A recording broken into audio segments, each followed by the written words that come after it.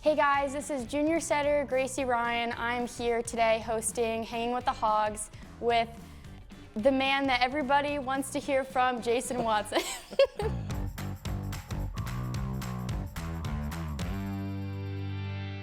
So Coach, we're here today to ask you some questions that everybody is dying to hear. First, we know that you used to play volleyball a long time ago. And Fair enough. We wanted to know what your transition was, like what you were like as a player, and if those personality traits transitioned into coaching, or what would you say about that? Yeah, I would say thankfully not. They didn't transition into coaching. I enjoyed competing, but I'm not sure I was always the best teammate. So I set like you, but unlike you, I probably wasn't always patient and providing my hitters with the most sound advice on what they should do with Not everyone has set. That ability, so yeah, it's hard. So that trait for you is wonderful. It was not something I had. But I played for a really good coach in Carl McGowan, and so it was pretty transformative for me to be able to play for him, and I got to play with some really good volleyball players, and so I had this great experience, which was the catalyst behind becoming a coach. But as a coach, I think I've become a little bit more patient, a little bit more understanding of the process. As a player, I'm not sure I had those traits. Actually, I didn't have those traits at all. But happy to coach athletes that aren't me. I think I'd have a hard time coaching myself with my attitude. I'd have a really hard time, actually. Well, we would never have known because you are very supportive and you're encouraging, so. Yeah, and there's no video evidence of it. Yeah. So I'm We're thankful gonna take your for word that. for it. Yeah, you just have to, There's some grainy VHS tapes, but that's about it. Sophomore Jason Watson storms out of the gym in BYU. Yeah, I was thrown out once or twice. Other than that one article headline. Yeah, I was thrown out once or twice from practice. And there was one point in time where my coach said that, hey, you've got to stop using and abusing your teammates. Okay. That's important. Yeah, it was actually. That's important advice. Yeah, it was good sound advice. Sound advice. I took it to heart. You wrote that in your journal. Yeah, I did. Well, it's awesome playing for you, and also your past experiences as a player. It's a cool experience to know the things you learned back then, and being able to transfer that into your coaching. And things not to do. Things not to do on the practice board. Don't abuse each other.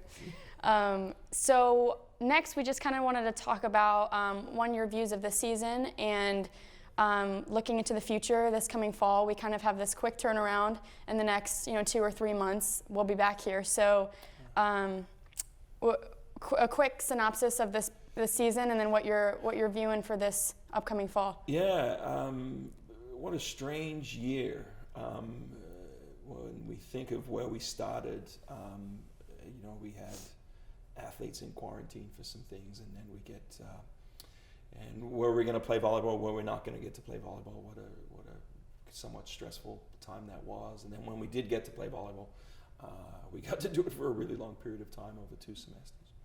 And I think credit belongs probably to Mason, Coach Ram, because I think our assistants did a remarkable job. I think Whitney did a really good job as our operations. But most of the credit belongs to you guys. I think that how you and your teammates chose to respond had a big bearing on the success we have. I think we ended the season thinking that we were going to kind of move the needle, if you will, as cliche as that is. To finish 4th and in any normal year be a tournament team, it says a lot about you and your teammates and their commitment to growth, as we talked about. And so it's pretty exciting. It's an exciting place to be. I think it's an exciting place to jump off of, to head into what we hope is going to be a normal fall. Yeah, I'm proud of our team. I'm proud of what we did and the way we went about doing it. I think is, and you know, we can speak about culture, but I think character is the word that comes to mind. I think that this group exhibited an enormous amount of character to be able to, you know, finish the season well and put ourselves within striking distance of a bid.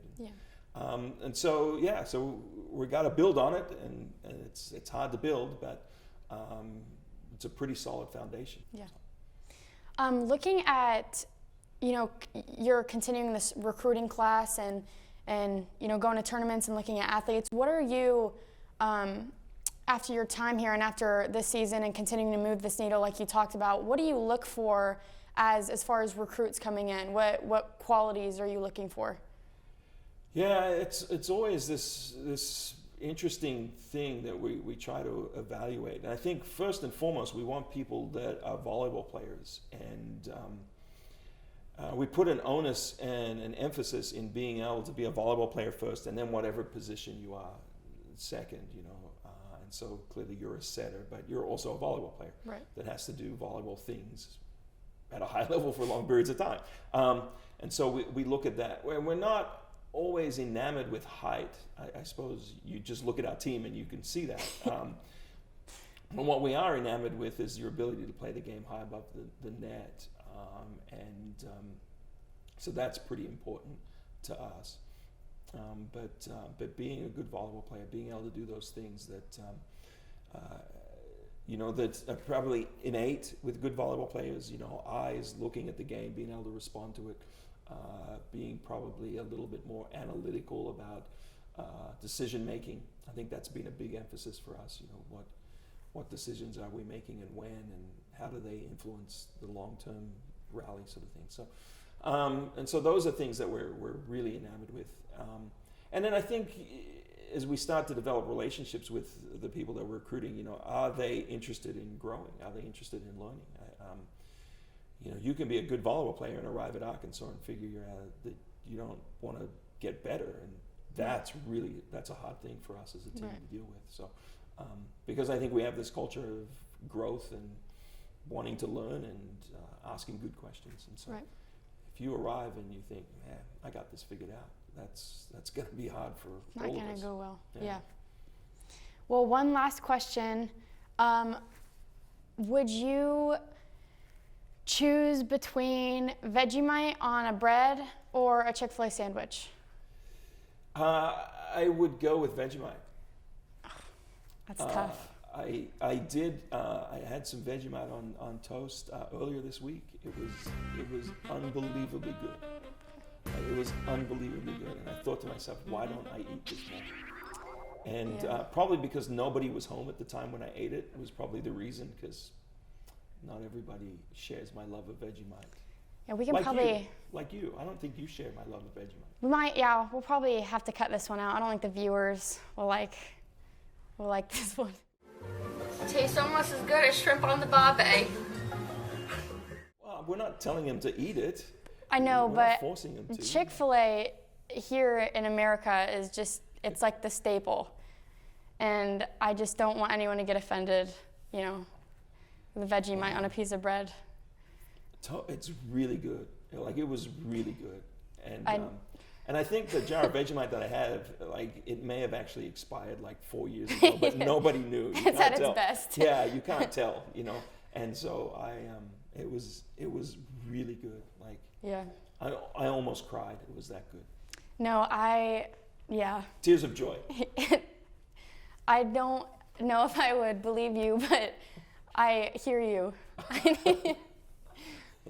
I hear what you're saying. Yeah, it was good.